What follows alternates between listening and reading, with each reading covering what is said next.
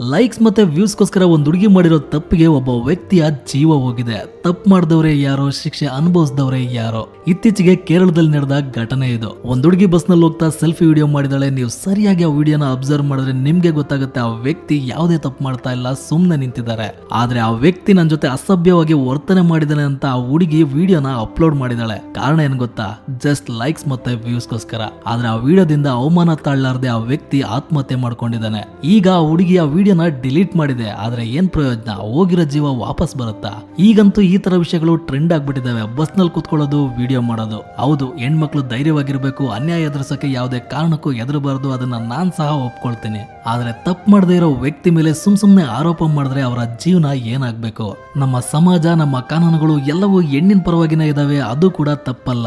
ಆದ್ರೆ ಅದೇ ಕಾನೂನನ್ನ ಮಿಸ್ಯೂಸ್ ಮಾಡ್ಕೊಂಡ್ರೆ ನಿಮ್ಗೆ ನಿಜವಾಗಿಯೂ ಅನ್ಯಾಯ ಆದಾಗ ಯಾರು ಕೂಡ ನಿಮ್ ಪರ ಬಂದು ನಿಂತ್ಕೊಳ್ಳಲ್ಲ.